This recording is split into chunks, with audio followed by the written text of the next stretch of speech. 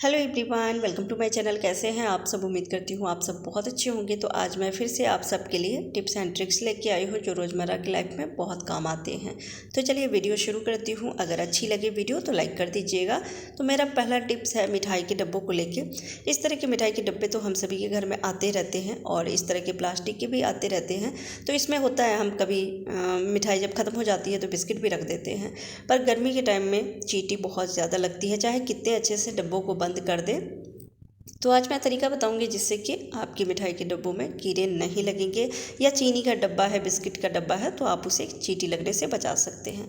तो देख सकते हैं मैं एक छोटी सी कटोरी ली हूँ और उसमें थोड़ा सा पानी और उसमें रखी हूँ थोड़े से कपूर। मेरे पास था पाउडर फॉर्म में कपूर, तो मैं वो ली हूँ। अगर आपके पास ढेले वाले हो तो आप उसको थोड़ा सा फोड़ लें और उसको पानी में मिक्स करके और कॉटन की सहायता से चारों तरफ डब्बों पर आप लगा दें। तो इससे आप देखेंगे कि चींटी बिल्कुल भी नहीं लगती है। चीनी के जो डब्बे होते हैं उस पर भी आप ऐसा ही कर सकते हैं। तो इसकी महक से, इसकी खुशबू से चींटी नहीं लगते हैं। तो इस तरह से आप अपनी मिठाई या बिस्किट के डब्बों में कीड़ी लगने से, चींटी लगने से बचा सकते हैं। तो कैसा लगा आपको ये टिप्स? कमेंट करके ज़रूर बताइएगा। अच्छी लगी हो तो वीडियो को लाइक कर दीजिएगा। चलिए बढ़ते हैं अगले टिप्स की तरफ। तो अगला टिप्स है मेरा इस तरह के डब्बों को लेके। ज़्यादातर तो घी ही आती है ऐसे डब्बों में, पर जब घी ख़त्म हो जाती है तो फिर हम किसी और चीज़ में भी यूज़ करने लगते हैं, कुछ सामान रखने लगते हैं। पर जब ये थोड़ा सा भी पानी के टच में आता है तो जंग लगने लगती है। फिर जहाँ कहीं भी हम रखें वो जंग का निशान लग जाती है, रैक ख़राब हो जाते हैं, किचन देखने में अच्छा नहीं लगता है। तो आज मैं तरीका बताऊँगी जिससे कि जंग का निशान नहीं लगेगी। तो आप नीचे की तरफ से डब्बा पलट दें और नीचे की तरफ से इस तरह से नेल पेंट लगा दें किनार पे जहाँ से जंग लगती है। तो अच्छे से नेल पेंट लगा दें और इसको सूखने के लिए छोड़ दें थोड़ी देर के लिए। जब अच्छे से सूख जाएगी फिर आप इसको किचन में रखेंगे तो किचन काउंटर पे या कहीं पर भी निशान नहीं लगेगी, जंग के दाग नहीं लगेंगे। तो ये छोटी सी टिप्स है पर ये बहुत ही काम की है। ये तरीका बहुत अच्छा है। तो आपको कैसी लगी ज़रूर बताइएगा। चलिए बढ़ते हैं अगले टिप्स की तरफ। तो अगला टिप्स है मेरा सुई धागा को लेके। अक्सर ही जब हम लेडीज़ सिलाई करने के लिए बैठते हैं तो सबसे ज़्यादा मुश्किल काम होता है सुई में धागा डालना। खासकर जो छोटी वाली सुई आती है जिससे हम तिरुपाई करते हैं, वो वाली में धागा डालना बहुत बड़ा मुश्किल काम है।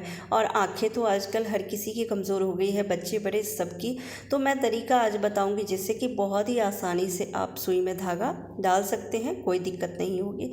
तो यहाँ पर मैं एक पेपर ली हूँ और पेपर के ऊपर धागे का जो लास्ट वाला जो छोर है वो मैं रख दी हूँ। और अब थोड़ा सा इस पर नेल पेंट लगा दूँगी और अब इसे सूखने के लिए छोड़ दूँगी। 2 से 3 मिनट में सूख जाती है। तो इस तरह से जब आप धागा डालेंगे सुई में तो बहुत ही आसानी से चली जाती है और आप देखेंगे कि एक बार में सुई में धागा चली जाती है। तो इस तरह से आपका समय बहुत बच जाता है और ज़्यादा दिक्कत भी नहीं होती है। तो ये तरीका बहुत अच्छा है। आपको कैसी लगी कमेंट करके ज़रूर बताइएगा। तो चलिए बढ़ते हैं अगले टिप्स की तरफ। ये टिप्स हम लेडीज़ के लिए बहुत ही काम की है। हम लेडीज़ जब भी कभी आटा गूंथते हैं तो कभी कभी होता है ज़्यादा हम गूंथ लेते हैं, फिर उसको फ्रिज में रख देते हैं। चाहे कितने अच्छे से आप ढक के इसको रखें, दोबारा जब इसकी रोटी बनाने हम चलते हैं तो रोटी उतनी अच्छी नहीं बनती है क्योंकि आटा बहुत कड़क हो जाती है। तो इसको नॉर्मल कैसे करें, जैसे ताज़ा आटा गूंथते हैं वैसे कैसे लेके आएँ, तो उसके लिए इस तरह के आप जो हॉटकेस होती है वो आप लें, या फिर आपके पास अगर हॉटकेस नहीं है तो आप कोई बड़ा सा बाउल भी ले सकते हैं और उसमें एक कटोरी गर्म पानी रखें और फिर ऊपर से इसको ढक्कन बंद करके छोड़ दें 2 से 3 मिनट के लिए। जब ये स्टीम हो जाएगी ना तो स्टीम की वजह से आटा बिल्कुल नॉर्मल फॉर्म में आ जाएगी, जैसे हम ताज़ा आटा गूंथते हैं ना वैसे आ जाएगी। फिर आसानी से आप इसकी रोटी बना सकते हैं और एकदम ताज़े आटे की जैसी रोटी बनती है वैसे बनती है। तो ये तरीका बहुत ही अच्छा है। तो आप बाउल का भी इस्तेमाल कर सकते हैं। बाउल में भी इस तरह से पानी रख के और आटे की जो कटोरी है वो रख के प्लेट से ढक सकते हैं। तो कैसी लगी आपको ये टिप्स कमेंट करके बताइएगा।